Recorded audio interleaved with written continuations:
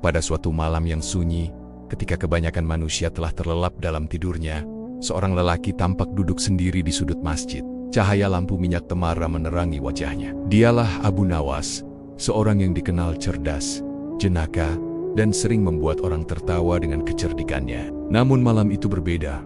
Tak ada tawa, tak ada kelakar, hanya keheningan dan hati yang sedang berbicara dengan Robnya. Abu Nawas duduk menunduk, kedua tangannya terlipat di atas lutut, matanya menatap lantai masjid yang dingin. Seorang muridnya, yang kebetulan melihat, mendekat perlahan dan bertanya dengan suara pelan.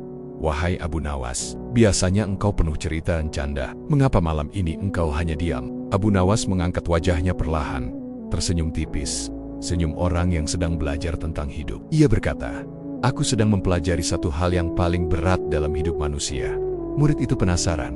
"Apa itu, wahai guru?" Abu Nawas menarik napas panjang, lalu berkata dengan suara yang dalam, "Berdoa." Tanpa mengatur Allah, murid itu terdiam. Kalimat itu terdengar sederhana, namun terasa berat di dada. Abu Nawas melanjutkan, "Kita sering berdoa, tapi diam-diam kita memaksa Allah untuk mengabulkannya sesuai keinginan kita. Kita berkata, 'Ya Allah,' tapi hati kita berkata, 'Harus sekarang, harus seperti ini, harus sesuai rencanaku.'" Ia tersenyum getir. Padahal, doa yang paling ikhlas adalah doa yang disertai penyerahan, bukan tuntutan.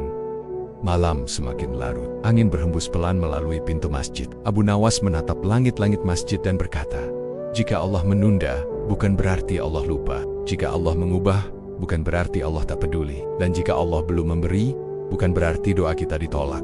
Murid itu menunduk, hatinya tersentuh. Keesokan harinya, Abu Nawas dipanggil menghadap Raja Harun ar-Rasyid. Seperti biasa, Raja ingin menguji kecerdikannya. Namun kali ini, pertanyaan sang raja terdengar berbeda. "Wahai Abu Nawas," kata raja, "engkau sering mengaku penuh dosa. Menurutmu, apakah doa orang sepertimu pantas diterima Allah?" Abu Nawas terdiam sejenak. Ia menundukkan kepala, bukan karena takut, tapi karena jujur. Lalu ia menjawab dengan suara tenang, "Wahai Amirul Mukminin, jika Allah hanya menerima doa orang yang sempurna, maka langit akan sepi dari doa, dan bumi akan dipenuhi keputusasaan. Ruang istana mendadak hening." Abu Nawas melanjutkan, "Kami berdoa bukan karena kami layak, tapi karena Allah Maha Pengasih. Kami berdoa bukan karena kami suci, tapi karena kami ingin kembali." Raja Harun ar-Rasyid terdiam lama. Kata-kata itu menembus dinding istana dan masuk ke relung hati. Abu Nawas lalu berkata, "Allah tidak menunggu kita menjadi baik untuk mendengar doa. Justru dengan doa,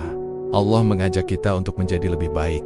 Malam itu, banyak orang pulang dengan hati yang berbeda. Mereka sadar bahwa doa bukan tentang kefasihan kata, bukan tentang panjangnya kalimat, dan bukan tentang air mata yang terlihat. Doa adalah tentang kejujuran hati, tentang datang kepada Allah dalam keadaan lelah, dalam keadaan rapuh, dan berkata, "Ya Allah, aku tidak kuat tanpamu."